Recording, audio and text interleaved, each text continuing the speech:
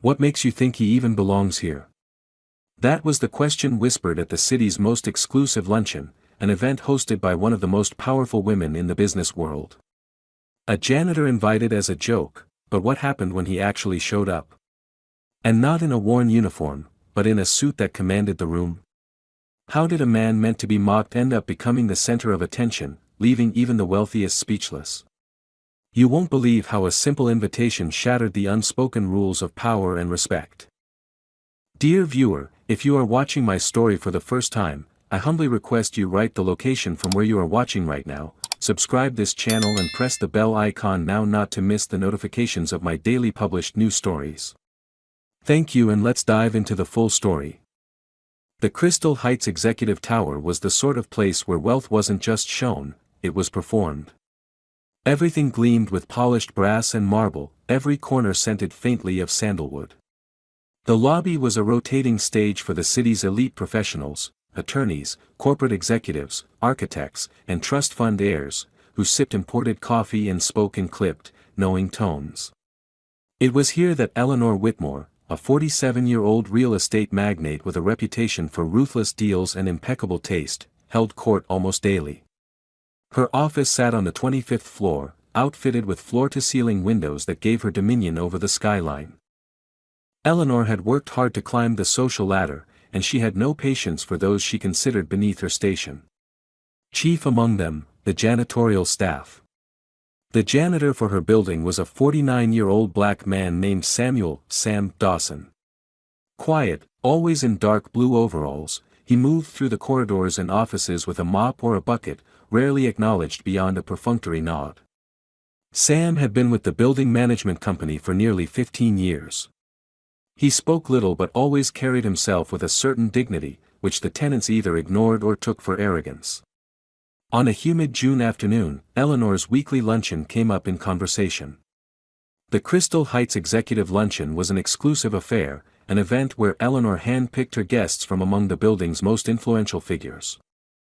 Attendance was seen as both an honor and a sign of one's standing in her social circle. "Who's on the guest list this time?" asked Philip Grant, a smug architect with an angular jaw and two perfect teeth. Eleanor tilted her head, a sly grin tugging at her lips. "Oh, the usual suspects. But I was thinking, we need a bit of levity this year." Philip raised an eyebrow. "Levity?" "Yes," Eleanor replied. "It's been far too stiff. Perhaps a surprise guest." The circle of polished elites chuckled, sensing mischief. "Who do you have in mind?" asked Natalie Greer, a high-powered attorney with a sharp tongue. Eleanor leaned in, voice dripping with mock seriousness. "Sam. The janitor." There was a beat of silence, then laughter erupted around the table. "You can't be serious." Natalie gasped between peals of laughter. "Oh, but I am," Eleanor said, eyes twinkling. "I'll send an invitation. Let's see if he has the nerve to show up." "Imagine him amidst the crystal and caviar," Philip snorted.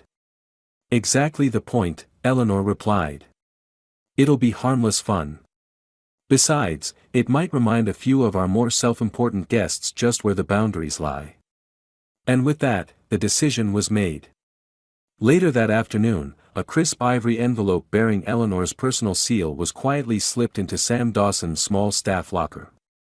It read, "Mr. Samuel Dawson, you are cordially invited to attend the Crystal Heights Executive Luncheon on Friday, June 23 at noon in the Skyline Ballroom, 25th floor. Formal attire required. Kindly RSVP. No note. No explanation. Just an invitation delivered with the same formality extended to CEOs and partners."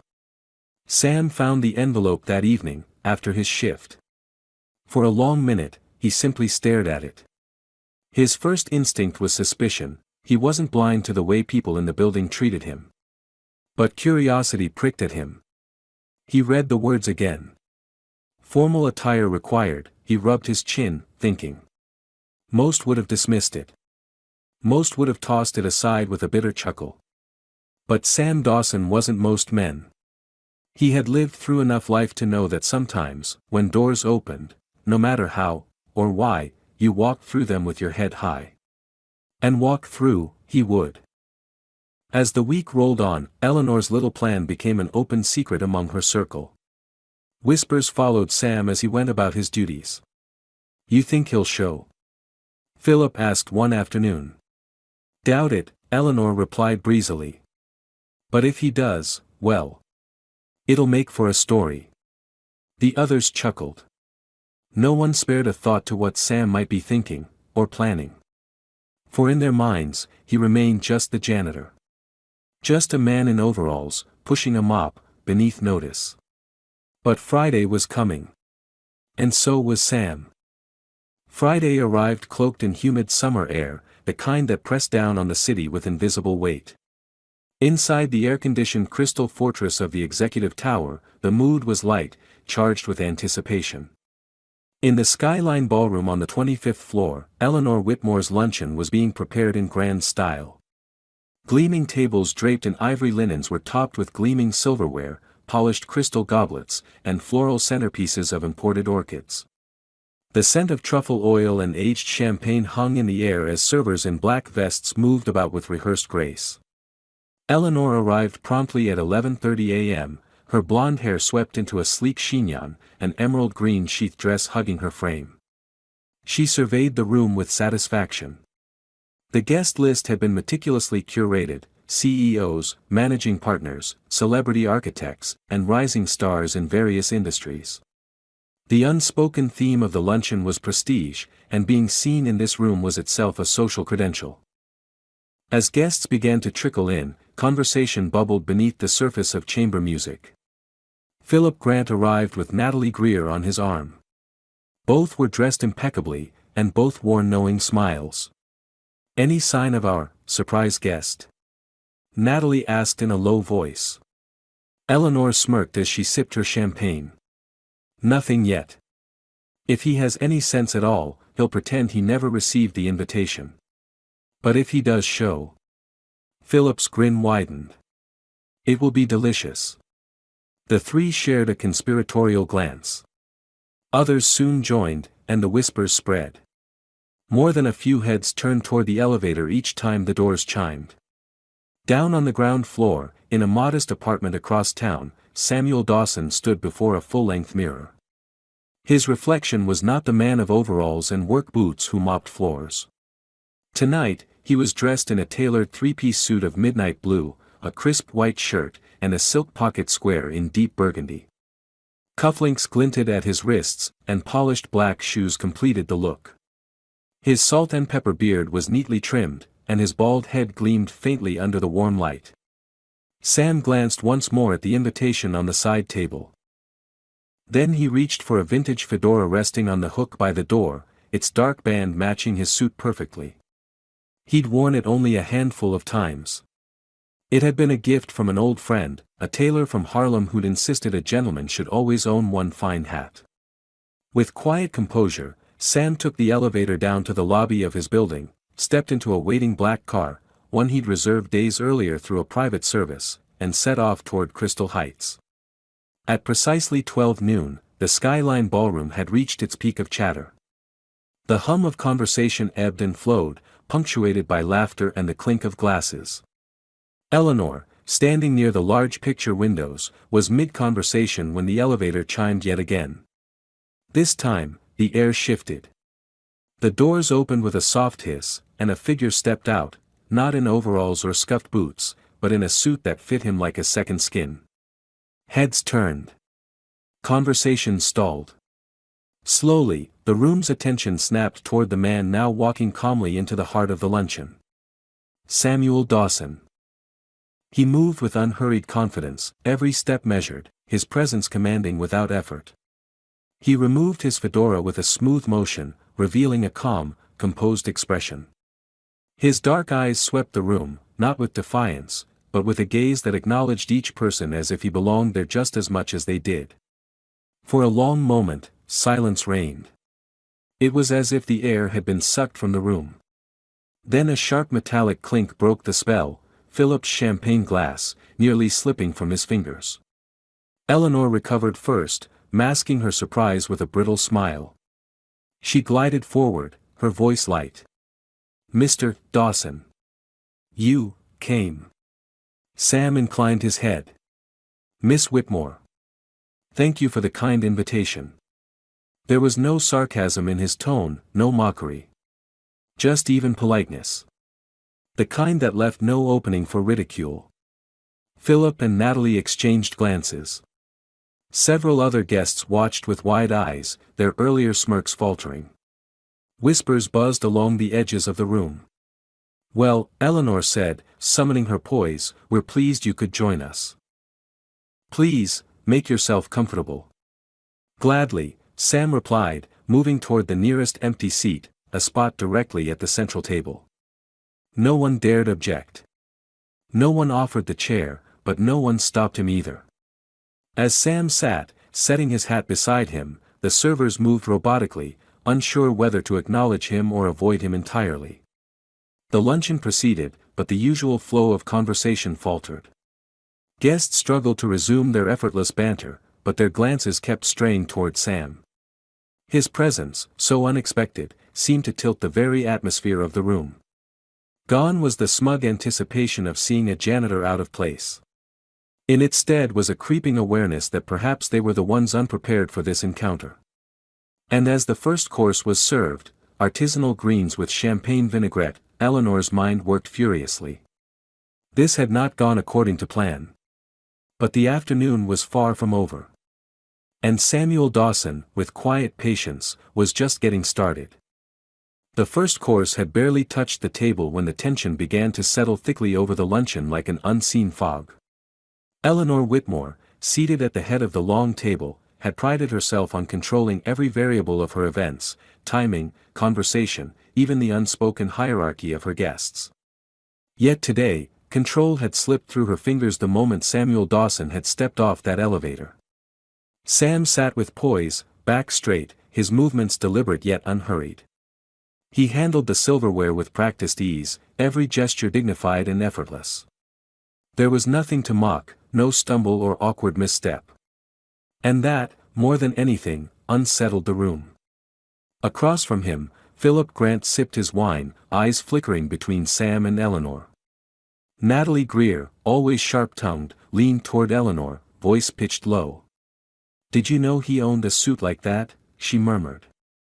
"Of course not," Eleanor replied, her smile frozen. "But clothes don't change who someone is." "Perhaps," Natalie said, though her gaze lingered on Sam longer than intended. Meanwhile, polite conversation was faltering. The usual corporate boasts and subtle name-dropping had dried up, replaced by forced chatter and nervous glances. Sam, however, seemed immune to the undercurrents. He engaged the servers with quiet thanks, nodded in acknowledgement when greeted, but otherwise sat in composed silence. It was Peter Langston, a venture capitalist known for his bluster, who broke the awkward pause. "So, Mr. Dawson," Peter said, voice loud enough to draw attention. "Quite the suit. Where does one find tailoring like that?" Sam turned to him calmly. "Benson and Rowe, on Madison," he answered evenly. "Custom work. Good people." Peter blinked, not expecting such a simple, direct answer. "Indeed. Well. It certainly makes a statement." Sam inclined his head slightly. That was the intention. A ripple of amusement, and faint discomfort, passed through the table. Eleanor forced a brittle laugh, eager to regain control. "Mr. Dawson, we do appreciate your joining us today," she said, voice honeyed. "It's always refreshing to bridge the gaps between different parts of our community." Sam met her gaze without flinching. "Bridging gaps is always a worthy effort, Miss Whitmore." Again, no sarcasm. Just even words, delivered with calm authority. Eleanor found herself irritated, not because he had said anything improper, but because he hadn't. There was no misstep, no scene to exploit. The second course arrived, grilled sea bass with saffron risotto. Conversation resumed in scattered pockets. But each time Sam spoke, heads would turn, ears would strain to catch the exchange. At one point, Philip leaned in, voice laced with mock curiosity. "Mr. Dawson, forgive my ignorance. Have you always been in custodial work?" A question designed to belittle. Sam placed his fork down gently. "Not always. Before this, I spent 15 years running logistics for a manufacturing firm. Before that, I served in the Navy." His tone was steady, each fact stated without flourish. Philip blinked. "I see." Sam smiled faintly. "Life takes us down many roads." More than one guest now looked openly intrigued. Bits of conversation drifted. "I didn't know he was military. Logistics? That's not nothing. Carries himself like a man used to responsibility." Eleanor noticed this shift with growing irritation. Her intended spectacle, bringing a janitor into elite company for amusement, was backfiring spectacularly. It was during the third course, aged filet mignon with port reduction, that the conversation truly pivoted. Arthur Chen, a respected financial analyst and one of the more level-headed guests, addressed Sam directly. "You said you ran logistics?" Arthur asked, genuinely curious. Sam nodded. "Yes. Oversaw distribution centers across 3 states. Supply chain optimization, fleet management, personnel training." Arthur leaned forward. "That's significant experience. Why leave that field?" Sam sipped his wine before replying. "Family obligations required me to step away for a time. By the time I returned, the industry had shifted, and priorities had changed. This work fit my schedule, and allowed me peace of mind." Arthur nodded thoughtfully. "Admirable. Not many would accept that kind of shift with such grace." For the first time, a tone of genuine respect entered the conversation. Others picked up on it. The earlier smirks faded. Eleanor's fingers tightened around her wine glass. This wasn't how it was supposed to unfold. Sam was meant to be a curiosity, someone whose awkward presence would reinforce the unspoken social order. Instead, his calm composure and understated accomplishments were drawing respect. Even the servers, who at first hesitated around Sam, now treated him as they would any guest. A refill of wine, a polite nod. The luncheon pressed on, the tension now shifting into something else, curiosity, even admiration. And through it all, Sam remained steady. He hadn't come to make a scene. He hadn't come to embarrass anyone. But he had come with purpose, to show, by simple presence, that dignity could not be defined by occupation or invitation. As dessert was served, a delicate hazelnut tort with gold leaf, Eleanor realized the room was no longer laughing at Sam Dawson. They were watching him. And her grip on the narrative was slipping. But the day was not yet done. And what none of them knew, what none of them could yet fathom, was that Sam still had more to reveal. By the time dessert plates were cleared and coffee was being poured, the dynamic in the Skyline ballroom had shifted entirely. The room, once brimming with smug certainty, was now wrapped in a subdued and watchful quiet. It was not that Samuel Dawson had given a grand speech or staged a moment of triumph. Quite the opposite. It was the quiet dignity with which he held himself that unsettled the gathering of executives and social elites. The harder they looked for cracks, awkward behavior, nervousness, some confirmation of their biases, the less they found. At the head of the table, Eleanor Whitmore stirred her coffee absently, her mind racing. The luncheon was slipping from her grasp. Sam Dawson's presence was no longer the harmless jest she had intended. It was, instead, a spotlight, one that was beginning to illuminate the pettiness of her original intent. Worse still, the room's attention wasn't on her. It was on him. Seeking to reclaim the center of the conversation, Eleanor lifted her voice slightly. "Well, this has certainly been an enlightening afternoon," she said, her tone practiced and poised. "It's important to remember the value of every individual in the workings of this building." A few heads nodded automatically. Others glanced at Eleanor, sensing the undercurrent in her words. Sam, seated 2 chairs away, looked directly at her. Value is often more apparent when seen without expectation, Miss Whitmore. The words were calm, not confrontational. But there was weight to them. Around the table, several guests exchanged glances. Eleanor's smile thinned. Of course. And yet, in today's world, one must constantly prove one's worth. Don't you agree? Philip, sensing an opportunity, added with a smirk, yes. It's one thing to have experience, but quite another to stay relevant in an evolving world. It was a jab. The sort of comment meant to remind Sam of where he sat in their perceived social order.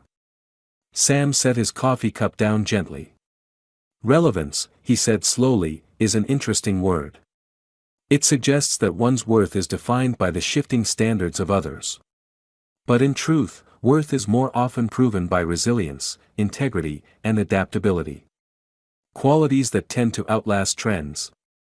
The words landed heavier than anyone expected. Across the table, Arthur Chen nodded slightly, a glimmer of respect in his eyes. Natalie Greer, unable to resist, leaned forward.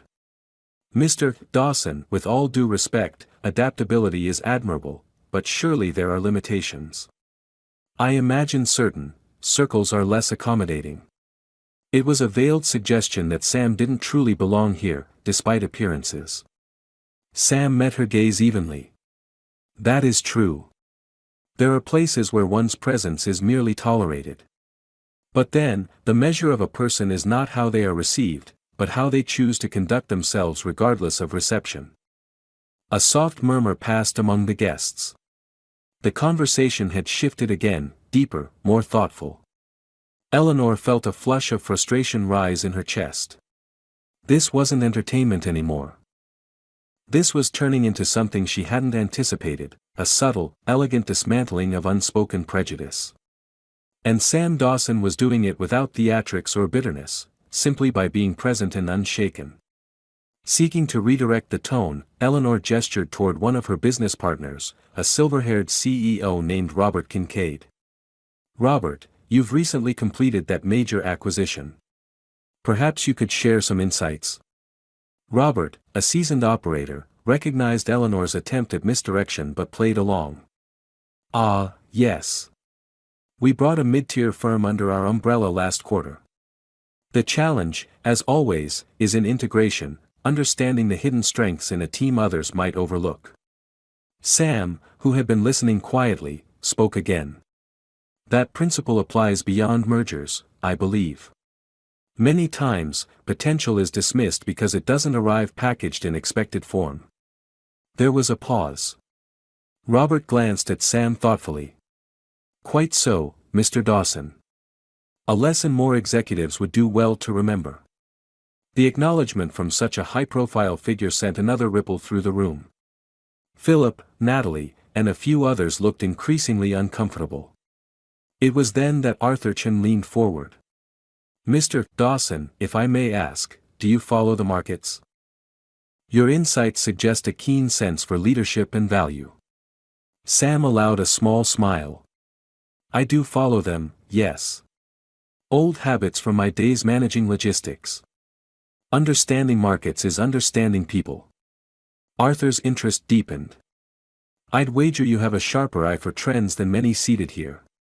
A few light chuckles followed, this time lacking the earlier condescension. They were laughing with Sam, not at him. Eleanor's stomach knotted. This was spiraling far from her intent. What began as a joke had become a forum where Sam Dawson's quiet strength outshone the empty vanity of her inner circle. Sensing her growing discomfort, Natalie whispered, perhaps it's time to close the luncheon. But Eleanor's pride flared.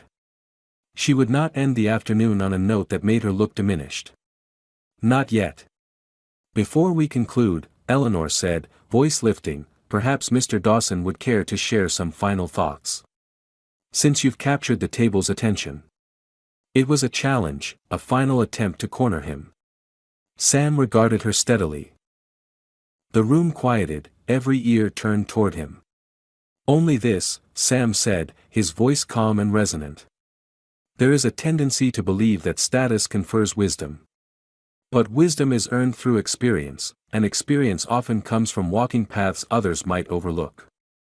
Today's luncheon has reminded me that the greatest value a person can offer is not their title, but their conduct. Silence.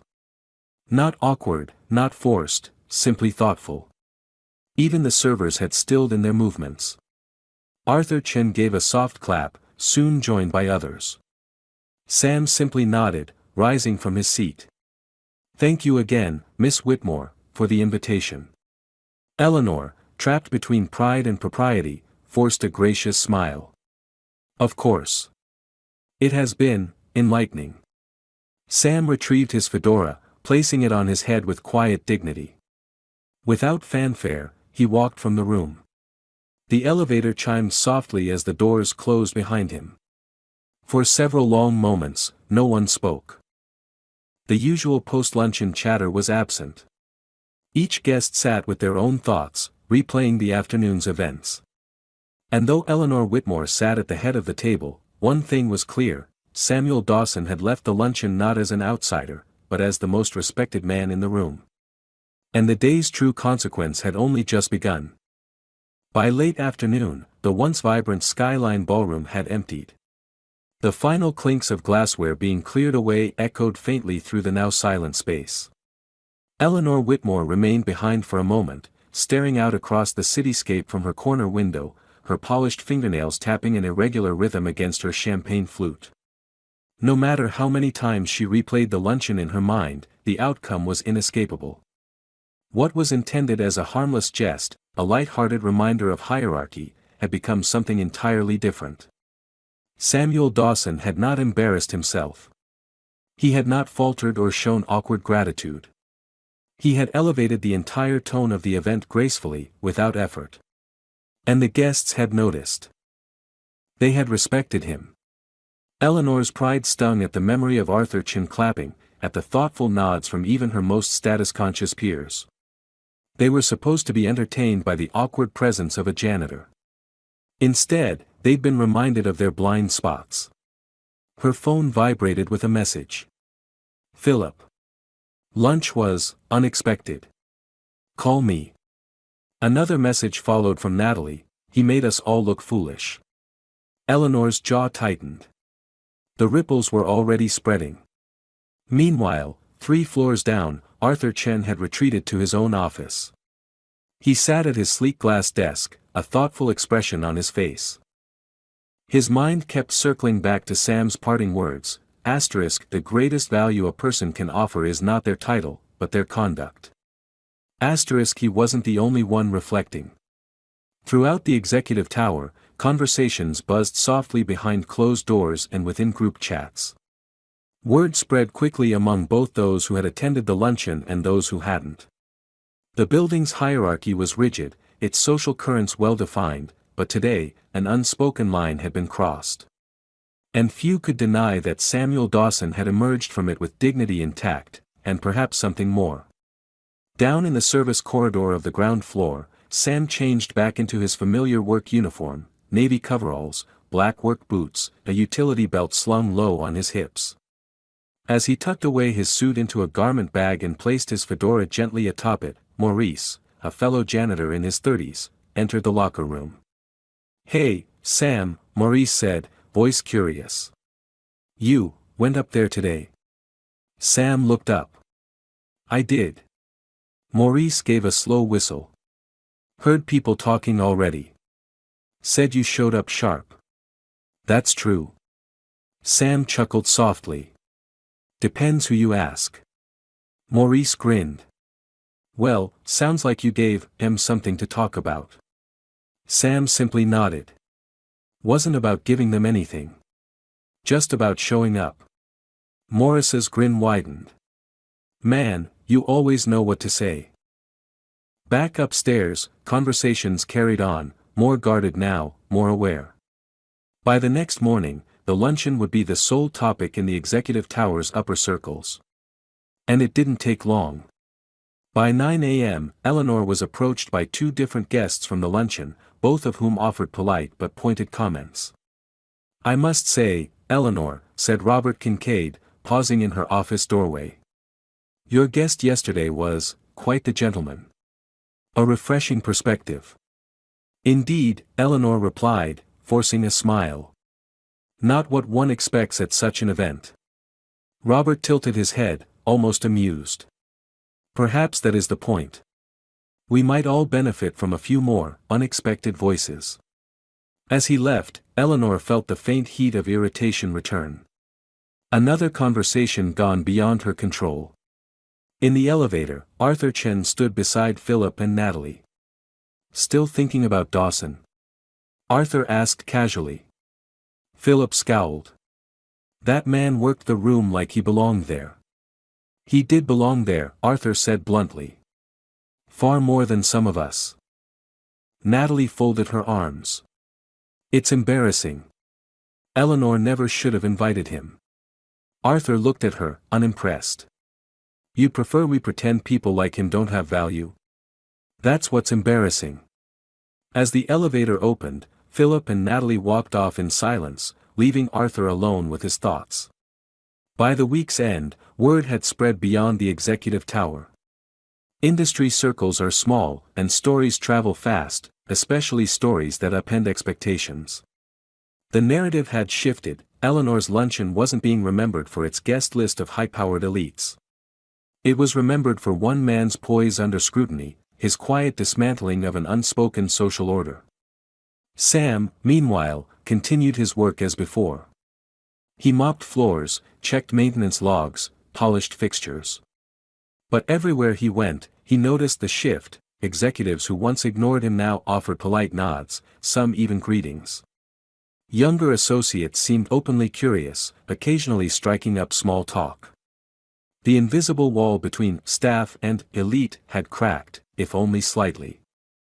One morning, as Sam polished the brass railings in the main lobby, Arthur Chen approached. Good morning, Mr. Dawson. Morning, Mr. Chen, Sam replied, straightening. Arthur hesitated, then said, that was quite the impression you made last week. I'd be interested in hearing more about your logistics experience sometime, if you're open to it. Sam smiled, modest but direct. Always open to conversation. Arthur extended a card. Lunch. My treat. Sam pocketed the card with a nod. I'll be in touch. As Arthur walked away, Sam returned to his work. He hadn't set out to change anyone's mind, or to earn new respect. He'd simply answered an invitation, a door that had been opened for the wrong reason, and yet, one he had chosen to walk through with dignity. But this was only the beginning. The real consequences of that single luncheon were still unfolding. And neither Eleanor Whitmore, nor the building's elite, nor even Sam Dawson himself yet realized how far the ripples would reach. Monday morning brought a strange hush to the normally vibrant corridors of Crystal Heights Executive Tower. Though business proceeded as usual, there was a noticeable change in the air. Conversations were quieter, eyes more watchful. The story of the luncheon, of the janitor who had shown up dressed like a dignitary and spoken like a seasoned leader, had made its way through every office and boardroom. And nowhere was the tension more palpable than in Eleanor Whitmore's domain. Eleanor had barely settled into her glass-walled office on the 25th floor when Philip stormed in, shutting the door harder than was strictly polite. His face was flushed with frustration. In his hand was a folded copy of a local business journal. Have you seen this? He demanded. Eleanor looked up, arching a brow. Good morning to you, too. Philip tossed the paper onto her desk. The headline above the fold read, Dignity in a Suit, Unexpected Star of Elite Luncheon Challenges Status Quo. Beneath it was a carefully written piece that recounted the now famous luncheon. The reporter had clearly spoken to several attendees, and while no names were mentioned, the wealthy host and her inner circle were described in terms that left little room for guessing. The article focused heavily on Samuel Dawson, lauding his poise, intelligence, and background. It's all anyone is talking about, Philip snapped. I can't walk into a meeting without someone bringing it up. Clients are quoting him. Quoting him, Eleanor. Eleanor's lips pressed into a thin line as she read. The journalist had painted a flattering picture of Sam, humble, wise, resilient, and had subtly cast the elite attendees as shallow and snide. The tone was unmistakable. "Who leaked this?" Eleanor asked coldly. Philip shook his head. "Does it matter? The damage is done. The board is murmuring. There's talk of how we treat staff in this building. And?" Eleanor said, her voice sharp. "And," Philip replied, "Arthur Chen has scheduled meetings with building management. He wants to review workplace culture. That's a polite way of saying he wants heads to roll." Eleanor's cheeks flushed. "That upstart. He's been riding a wave of PR lately."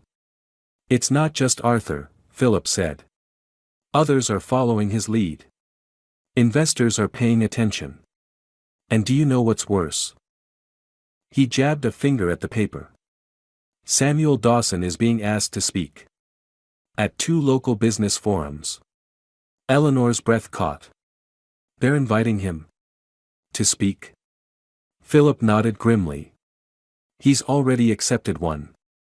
For a long moment, Eleanor stared out her window, fury simmering beneath her composed expression. How had this spiraled so far out of control?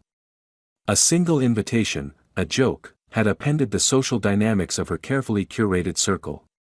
Worse, it was threatening her own standing. Natalie swept into the office moments later, her expression pinched. "We have a problem." "I'm well aware," Eleanor said icily. "No, a new one," Natalie said. "There's buzz that Dawson is meeting with Arthur and the management board this week. They're talking about creating a formal mentorship program for staff." Eleanor's eyes narrowed. "Mentorship? For the janitorial staff?" "For all non-executive employees," Natalie clarified. "It's gaining traction. And guess who they want as the face of it?" She didn't have to say the name. Samuel Dawson. Later that afternoon, in a quiet conference room on the 15th floor, Sam sat across from Arthur Chen and several members of the building's management board. Arthur, seated casually with a cup of tea, leaned forward. "Mr. Dawson, first let me thank you for agreeing to meet," Arthur said. "What you did last week, it struck a chord with many of us. Myself included." Sam nodded. "Appreciate the kind words." Arthur gestured toward the others. "We've been discussing ways to improve this building's culture. Too long, there's been a gap between the so-called elite and staff. We'd like to change that. And we'd like your input." Sam considered for a moment. "Change starts with respect. Not a program or a headline. But consistent action. That's precisely why we'd like you involved," Arthur said. "You have the voice. The credibility. If you'd be willing to serve as an advisor, perhaps even help lead this mentorship initiative."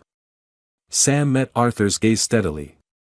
"If the goal is real change, not just a gesture, I'd be willing." Arthur smiled. "That's exactly what we're aiming for." Word spread fast. By the next morning, flyers were being quietly circulated. An announcement was scheduled for Friday. Sam Dawson's name was listed as a key advisor. When the news reached Eleanor, her fury boiled over. In her private suite, she paced like a caged animal. How had this man, this janitor, risen so swiftly?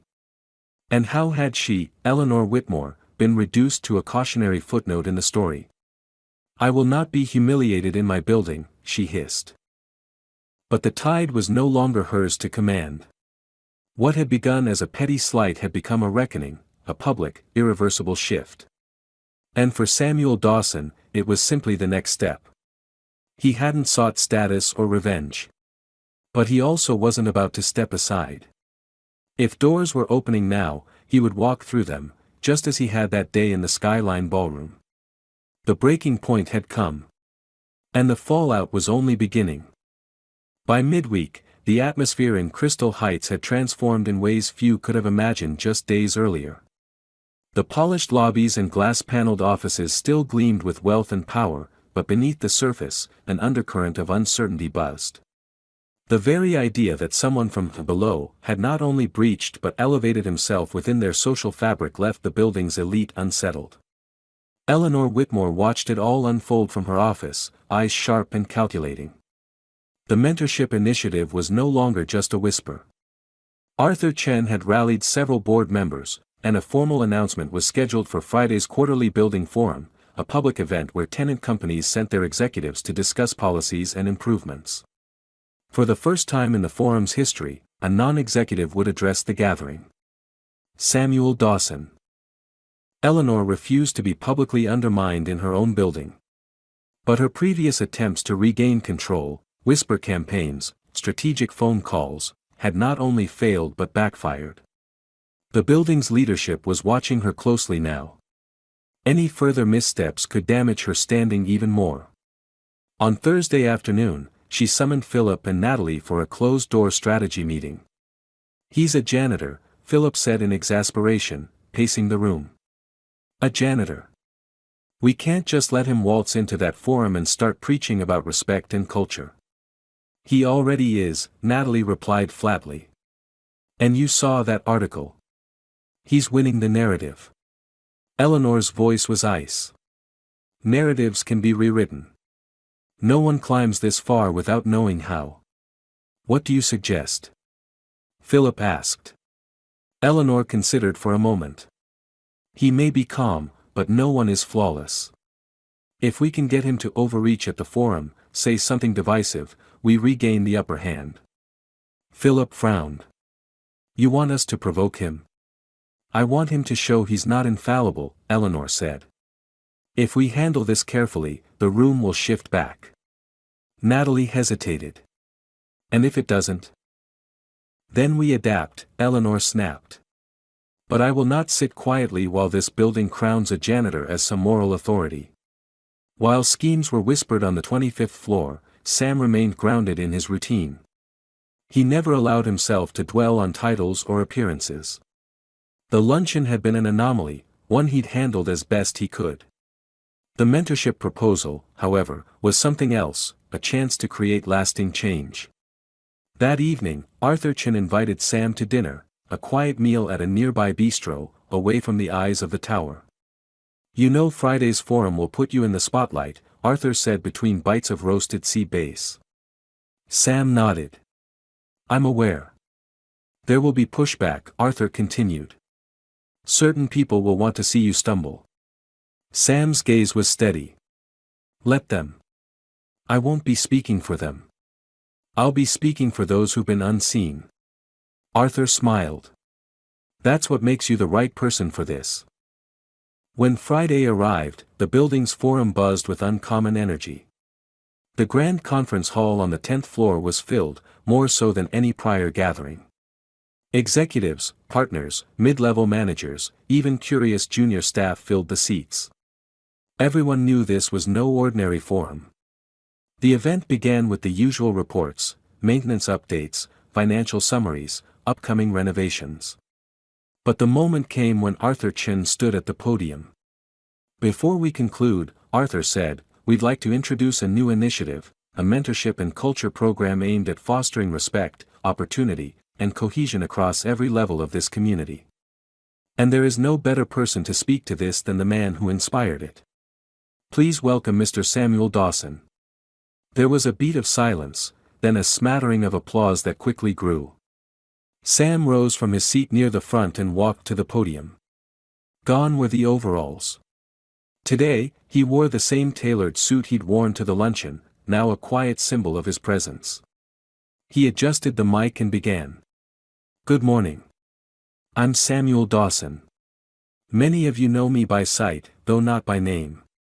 I've worked in this building for nearly 15 years. Some might wonder what a janitor could possibly say at a forum like this." A faint murmur moved through the crowd. Sam continued, his voice calm and clear.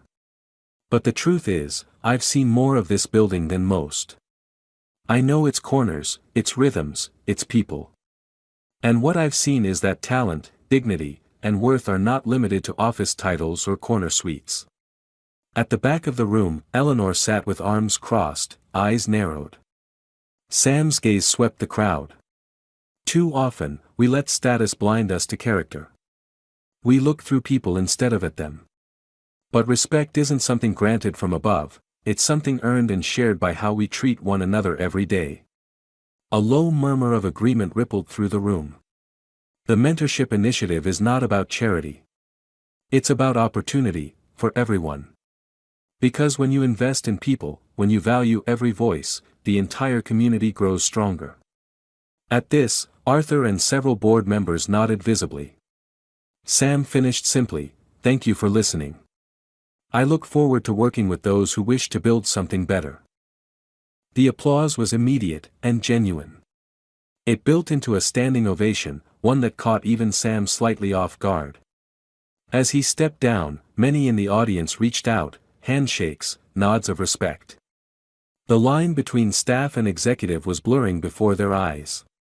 But Eleanor remained seated, her expression like stone. She had hoped for a slip, a misstep, a divisive remark. But none came. Instead, Sam Dawson had claimed a seat at the table. And the room had welcomed him. Later that afternoon, the forum's official recap email went out to all tenants. A landmark address by Samuel Dawson reminds us all that leadership comes in many forms. The mentorship initiative will launch this quarter. The tide had turned. And for Eleanor Whitmore, the battle was no longer about a single man. It was about the future of the very hierarchy she had long controlled. But change, once begun, is hard to stop. And Samuel Dawson was only just beginning. By the following week, the effects of the forum were undeniable. Where once the building staff moved like shadows, unseen, unacknowledged, now polite greetings passed in the halls. More than a few executives had started learning names. Elevator rides that were once silent were now peppered with quiet conversation. The tone of the place had begun to evolve. For Samuel Dawson, the change was evident in subtle ways, respectful nods from people who had once ignored him, young associates asking for advice, even management staff offering thanks. The mentorship program, still in its early days, had a sign-up list already half full. But not everyone embraced the new order. On the 25th floor, Eleanor Whitmore sat in her office, seething beneath her polished facade. The forum's aftermath had left her exposed. Worse still, word had spread beyond Crystal Heights. Her name, once a badge of unquestioned respect, now carried a faint undertone of arrogance in certain circles. A lesson in what not to do. And the man responsible, Samuel Dawson, was now being seen as a symbol of integrity. It galled her. "He's not even trying," Eleanor hissed to Philip one morning. "He's not campaigning. He's not scheming. He simply is." Philip grimaced. "Which is why it's working." Eleanor stood abruptly, her emerald heels clicking sharply against the marble floor. "Then we must remind this building of where true leadership lies." Philip hesitated. "We tread carefully, Eleanor. Another misstep, then there won't be one," she snapped. "Leave it to me." That afternoon, an internal memo was circulated under Eleanor's name, "Professional Boundaries and Roles in a Modern Workplace." The message was carefully worded, veiled in corporate language about respect for hierarchical structures and the importance of maintaining clarity in professional roles. Nowhere did it name Sam, but the target was clear. The memo ignited immediate debate. On the 15th floor, Arthur Chen read the message with a frown. Without hesitation, he forwarded it to the board with a single line, thinly veiled resistance. "We must stay the course." By late afternoon, Eleanor's office buzzed with visitors, some allies, some wary, some openly critical. "You're pushing too hard," Natalie warned. "It reads petty." "I will not have this building's culture rewritten by a janitor," Eleanor said coldly. But by the following morning, her memo had triggered the opposite effect. The staff, long silent, was emboldened. An open letter, signed by over 50 non-executive employees, was delivered to the management board. It was clear, articulate, and respectful: "We stand in support of the mentorship initiative and of Mr. Dawson's leadership." The values he represents reflect the best of this community. Arthur read the letter aloud at the next board meeting. The reaction was swift and unanimous. "We move forward," Arthur declared. "Full support." The next day, the building's main newsletter featured a photo of Sam Dawson, modestly dressed, standing by one of the tower's grand staircases. The caption read, "Leadership is not about position, it's about presence.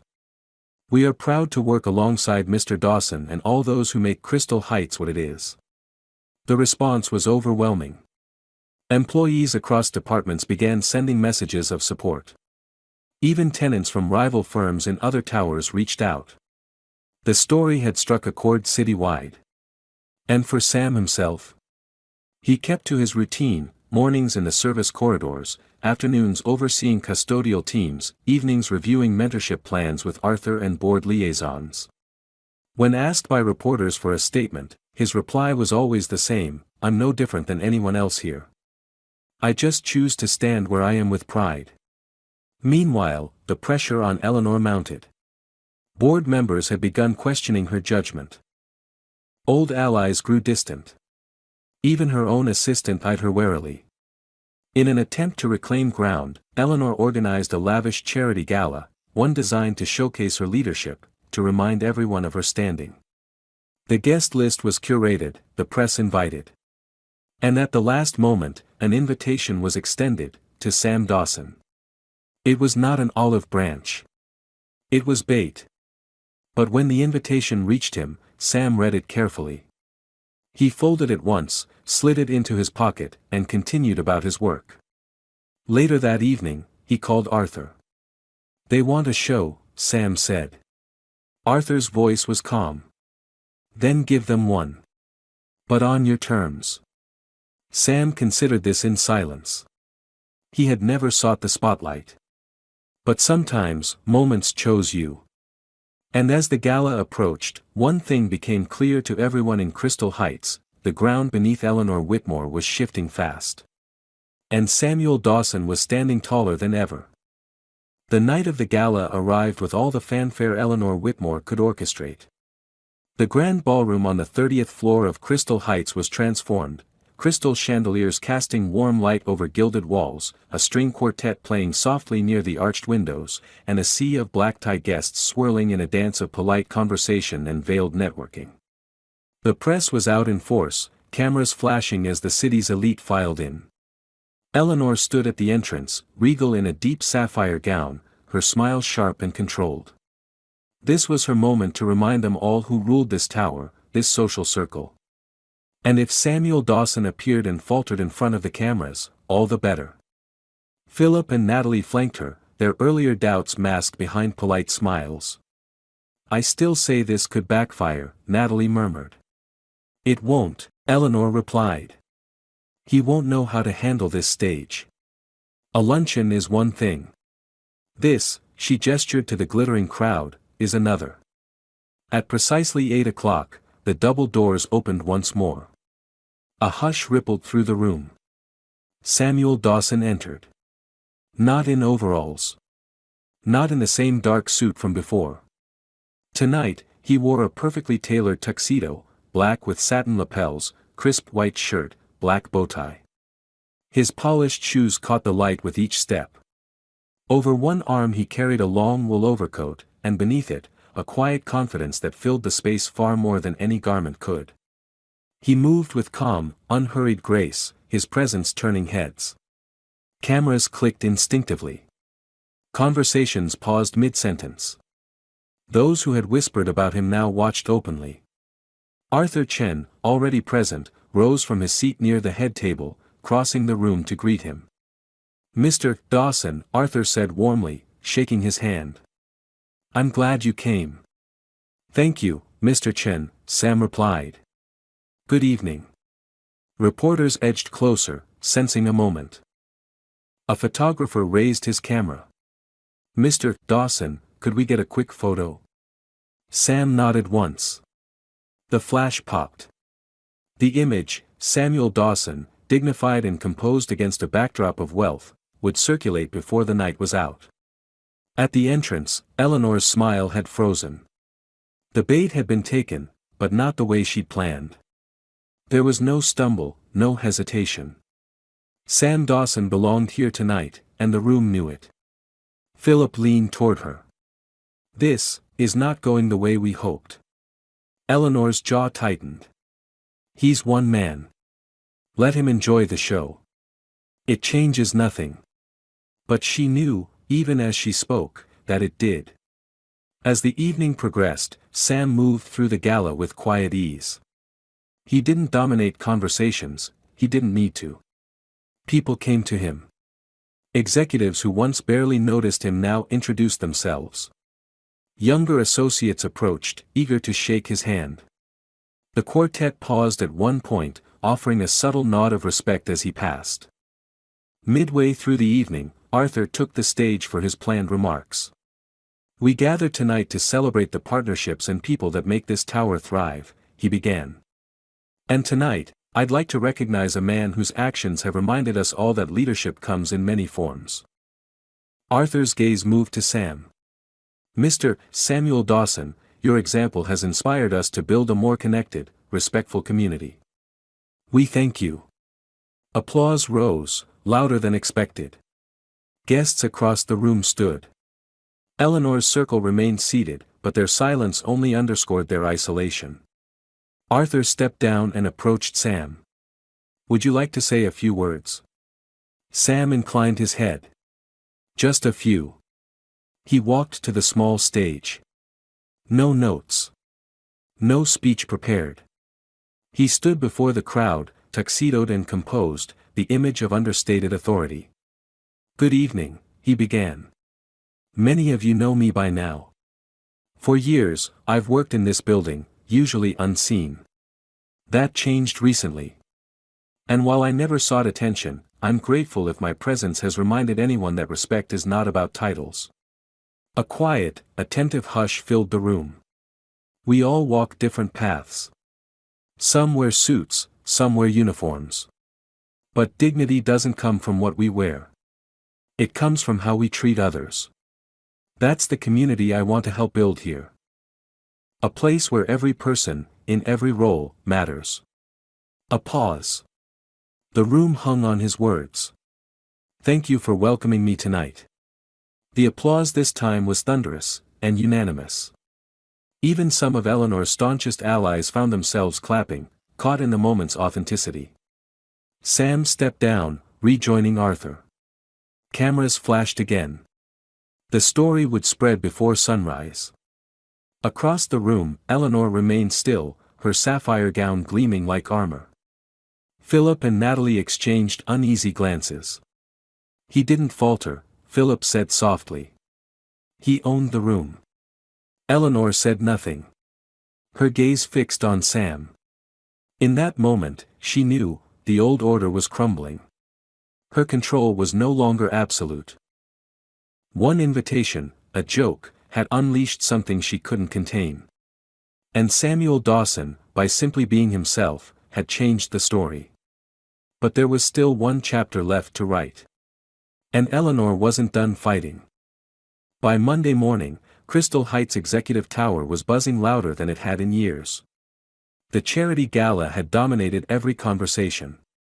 Photos of Samuel Dawson, graceful in his tuxedo, poised on stage, circulated not just in internal emails and industry newsletters, but on social media, local news sites, and even a few national business blogs.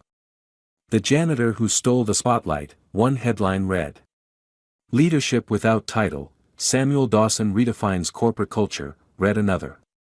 But the word that passed between the building's tenants wasn't about charity anymore. It was about change. The mentorship initiative had doubled its enrollment over the weekend. Executives who had once scoffed were now volunteering as mentors, eager not to be left on the wrong side of a shifting culture. Junior staff had found a new sense of pride and voice. And somewhere along the way, Samuel Dawson had become the most respected figure in the tower, not by force, not by title, but by unwavering dignity. In her office on the 25th floor, Eleanor Whitmore sat with arms crossed, her gaze cold. The events of the past week had eroded her standing. Her allies were deserting. Even Natalie had grown cautious, offering polite but clipped responses. Eleanor's name no longer commanded unquestioned reverence. A soft knock at her door broke her thoughts. It was Arthur Chen. "Arthur," she said coolly. "To what do I owe the visit?" Arthur stepped inside, closing the door gently.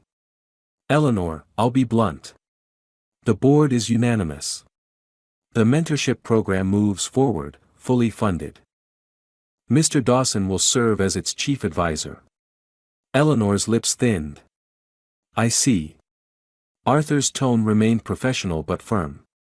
"Further attempts to undermine the initiative will be seen as obstruction. The board is prepared to act, if necessary." A long silence hung in the room. Then Eleanor spoke, her voice measured. "It seems the building has chosen its hero." Arthur's gaze softened slightly. "No, Eleanor. The building chose integrity. Something we could all stand to remember." Without another word, Arthur left. Later that afternoon, an all-staff email went out, signed by the entire board, effective immediately. "The Crystal Heights Mentorship Initiative is in place. Our community is strengthened when we honor every role. We are proud to stand behind this vision and behind Mr. Samuel Dawson, who exemplifies our best values." The reaction was electric.